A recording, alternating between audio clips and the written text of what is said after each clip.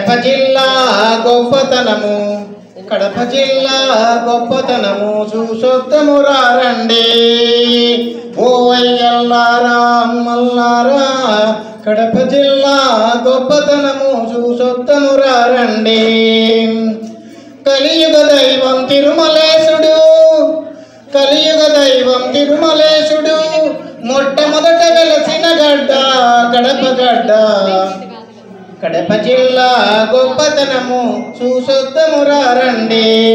ఓ అయ్యల్లారా అమ్మల్లారా, కడప జిల్లా గొప్పతనము చూసొద్దము రండి.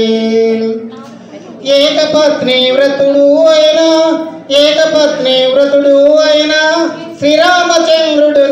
శ్రీరామచంద్రుడు కొలువు తీరిన ఒంటి మిట్టను చూసొద్దము రండి. ఓ అయ్యల్లారా అమ్మల్లారా, ఒంటి మిట్టను చూసొద్దము రండి.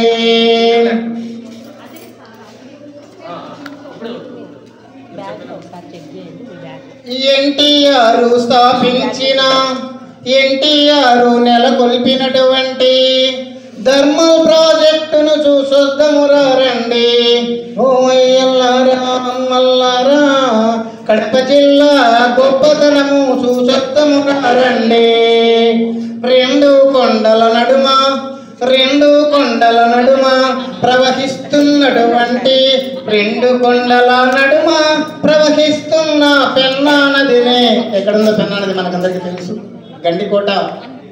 రెండు కొండల మధ్య పెన్నా నది ప్రవహిస్తుంది, చాలా చక్కగా ఉంటుంది. అటువంటి గండికోట కూడా మన కడప జిల్లాలోనే ఉంది. మరి యురేనియం దేశంలోనే, అంటే భారతదేశంలోనే పేరుగానున్న యురేనియం కూడా పులివెందుల పరిసర ప్రాంతాల్లో ఉన్నటువంటి తిమ్మలపల్లిలో ఉంది. ఇలాగా మన కడప జిల్లా సంపదకి కొదవలేదు. కాకపోతే మనం ఎక్కడికి వెళ్ళినా కూడా కడప అంటే అమ్మ బాంబుల గడ్డన అంటూ ఉంటారు, ఒక చెడ్డ పేరు మనకు ఉంది. మరి ఇప్పుడు లేదులేండి, ఎవరు అనడం అనేది. కడప జిల్లా చరిత్ర ఇంకా చాలా ఉందండి. ఇది మేము ట్రైనింగ్లో ఒకసారి కడప జిల్లా చరిత్ర గురించి, గొప్పదనం గురించి చెప్పడం జరిగింది కాబట్టి దీన్ని వీడియో తీశాను. ఇంకా మీకు కడప జిల్లాలో చూడవలసిన ప్రదేశాలు అవన్నీ కూడా సెకండ్ పార్ట్గా మీ ముందుకైతే తీసుకొస్తానండి. Thank you. నన్ను ఆదరిస్తున్న మీ అందరికి కూడా చాలా ధన్యవాదాలు. నా ఛానల్ని ఫస్ట్ టైం చూస్తున్నట్లయితే ప్లీజ్ సబ్స్క్రైబ్ చేయండి, లైక్ చేయండి, షేర్ చేయండి. Thank you for watching.